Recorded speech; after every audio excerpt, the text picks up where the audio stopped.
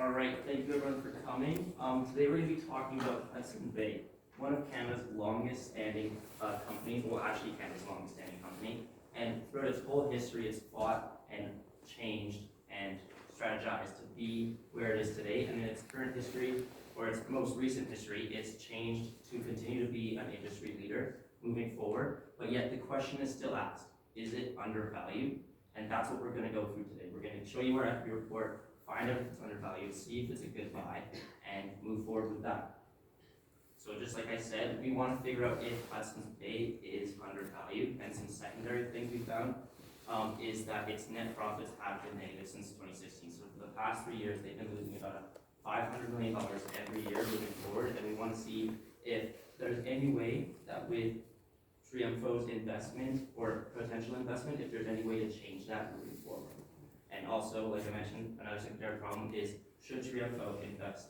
I'm going to pass on to Sajid or Natalia to go over some analysis. So we created a force field analysis as we want to understand Hudson's Bay and its value and decide whether or not it's priced right moving forward and with this equity report and giving the right advice to our clients and to invest. So just beginning with some downfalls that are decreasing our value and Hudson's Bay as a company and what's been going on is to start with its one-stop shopping has become very popular now, especially with millennials, as they prefer stores such as Victoria's Secret and Bath & Body Works, where it's a one-stop shop for one specific item such as lingerie, t-shirts, whatever.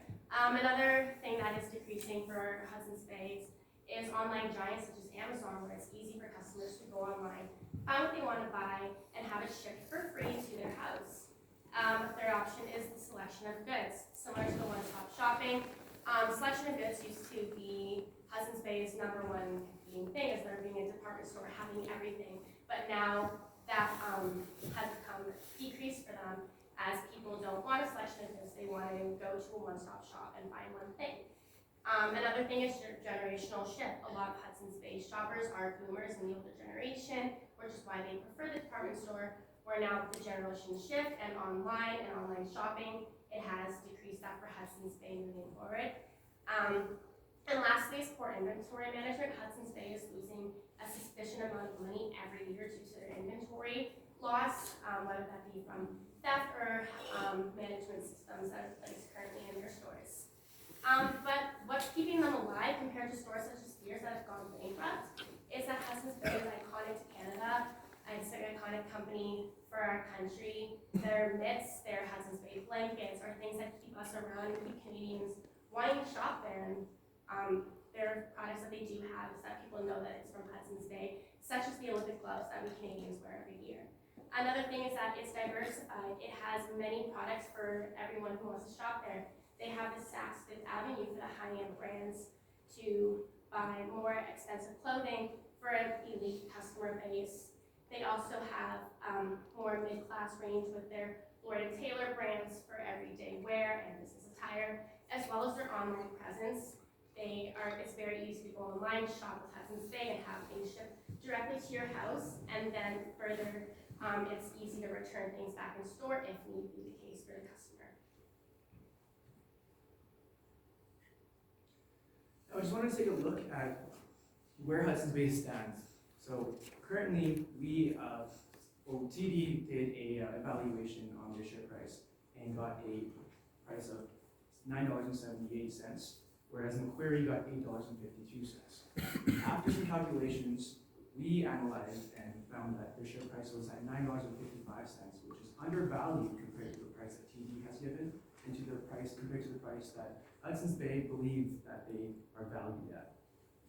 We believe, and with that $9.55, we discounted the rate for Saks Real Estate because we do believe most of their locations are in prime metropolitan areas, and we had to discount the rate for the time value of money.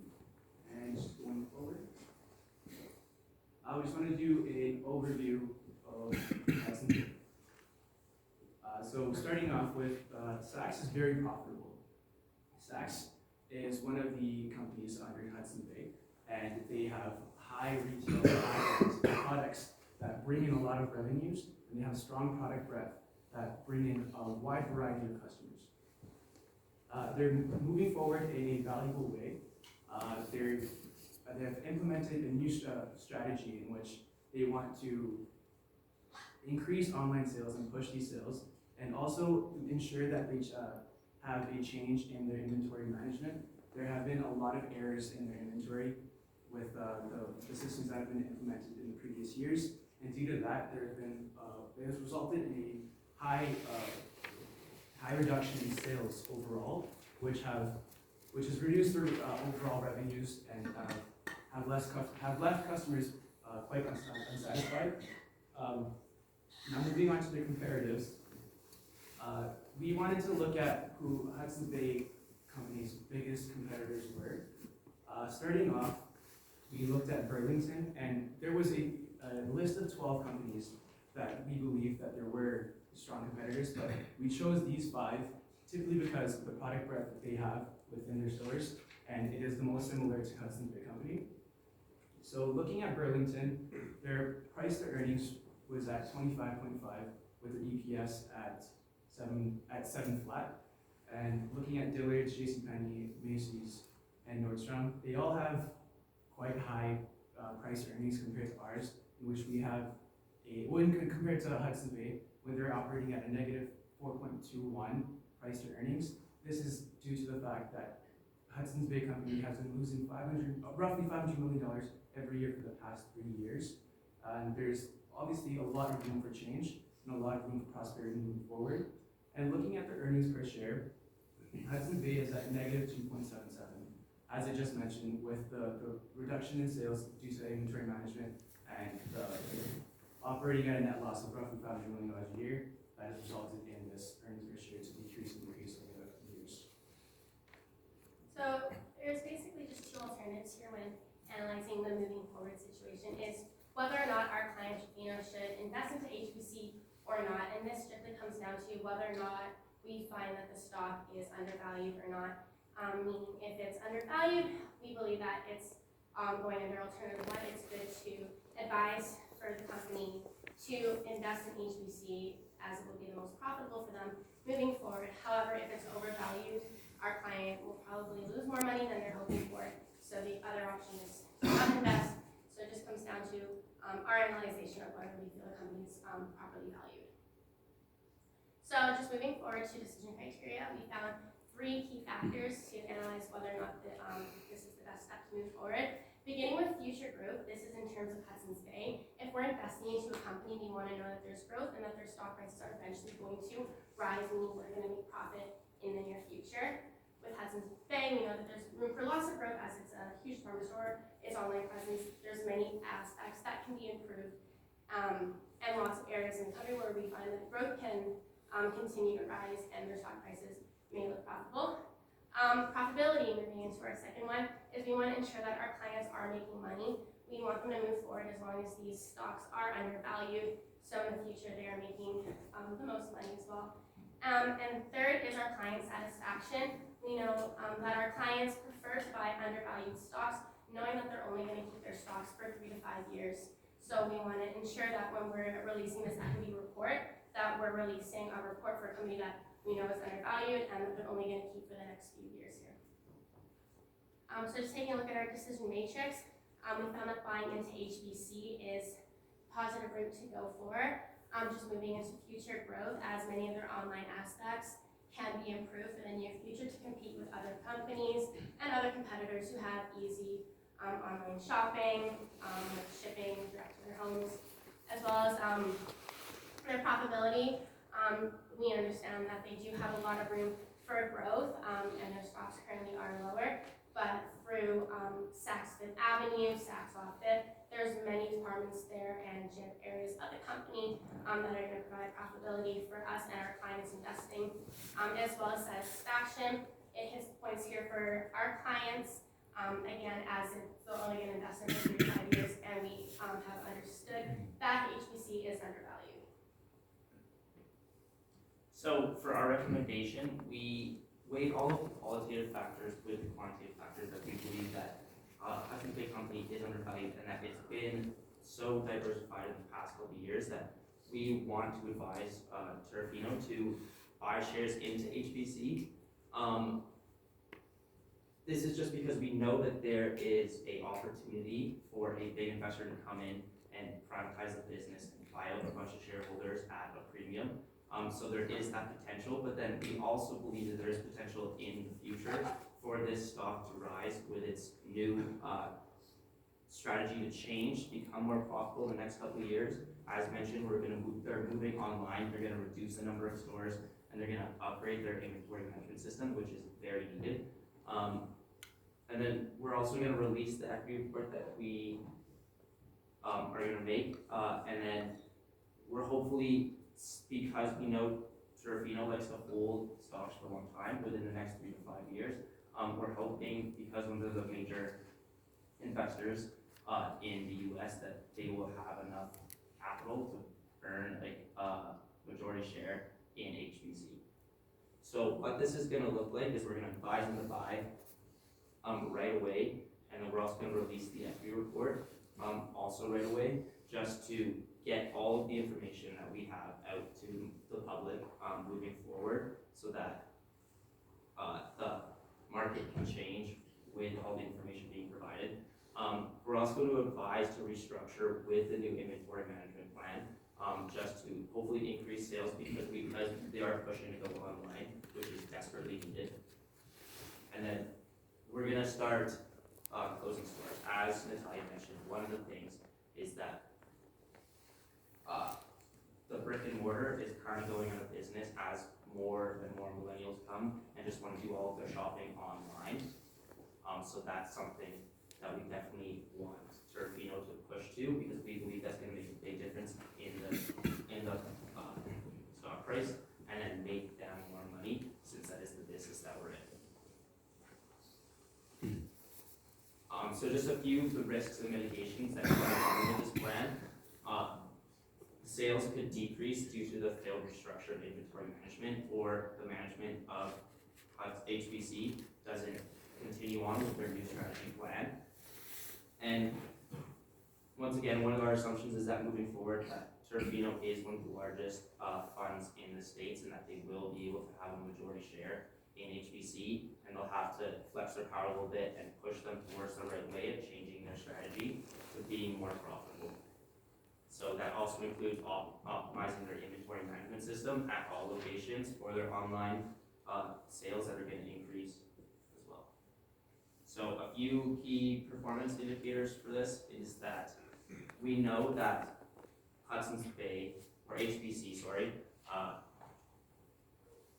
missed out on some of their expected targets of increasing their profitability and everything like that. So we want to hit at least 6 or 4 out of those 6 by 2020. With the new strategy in place and everything like that, we definitely believe that this is doable. We also want to see the stock price increase to $10 in 6 months and increase to $12 by 2021. Without any of these happening, we definitely believe that there are going to be a lot of red flags, and that Serafino is going to have to get out there as soon as possible. With that said, I think that's open for questions. How'd you come up with the evaluation? We looked at the other valuations made, and then we looked at the different cap rates that they put, and then we thought that they overestimated the Saks Fifth Avenue, so we decreased that a little bit, and then came up with our valuation. And what is that the $12 per share? That's what your valuation is? Our valuation is the $9.55. Well, the current stock price is $10.45.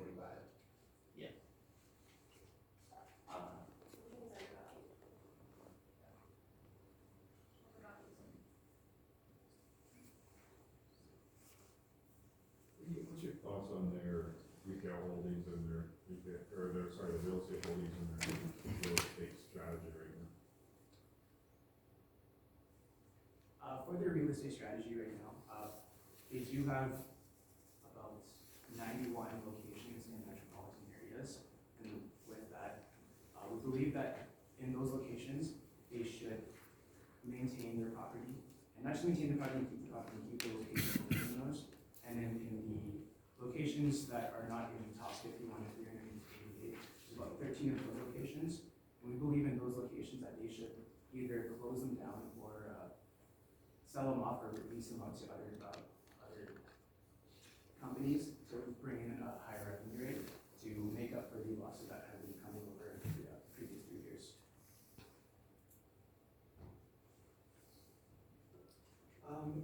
You recommended price of $9.55, and then you said that $12 by 2021 would be your target. This is fairly volatile stock. You could hit that in 2 months. If you hit $12 by the end of the year, would you recommend selling it then? That's definitely an opportunity. We believe that this is a long term and could be quite volatile with all the different changes that HBC is going to be making, such as selling off or leasing new some of their stores into the future. But if they definitely do hit it within the 2 months, that would be a positive and that would be profit. So yes, it would be a good idea to sell. How did you guys come up with that target of $12 in 2021? Well, we just believe that a lot of big changes were happening, a lot of different expenses were going to be coming in, so that their profitability wasn't going to be changing too soon in the future, since they are losing quite a bit of money in the past 3 years. That's going to continue happening if they do change your inventory management system. That's always going to cost a lot of capital, and profitability is not going to be there. So by 2021, we believe that the stock price would then start to increase and then go up to $12. And just to add on to that, we noticed that the whole like market share itself was kind of decreasing with all their competitors and everyone because of the department store. So we had a little skeptical that it might decrease a bit more before it goes up. So is it fair to say that that's just sort of a rough approximation of where you think directionally it would go, or was it more of a precise calculation? Rough approximation.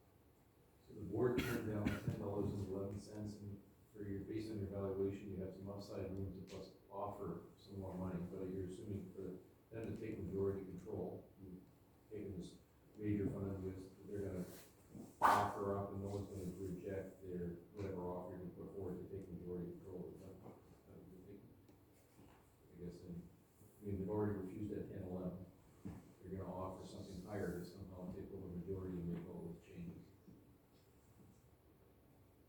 Yeah, that's something that we're definitely gonna have to look into. We can get back to you on that. Was there any other option other than the 2 options that you had presented?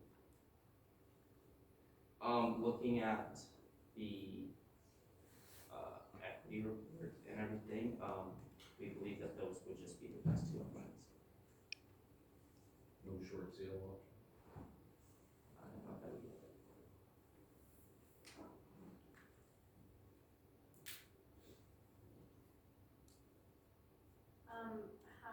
How confident do you feel about management executing on the operational efficiencies that you've outlined? I know part of your recommendation is that you would present those to them, but do you see them actually moving ahead with those number of recommendations?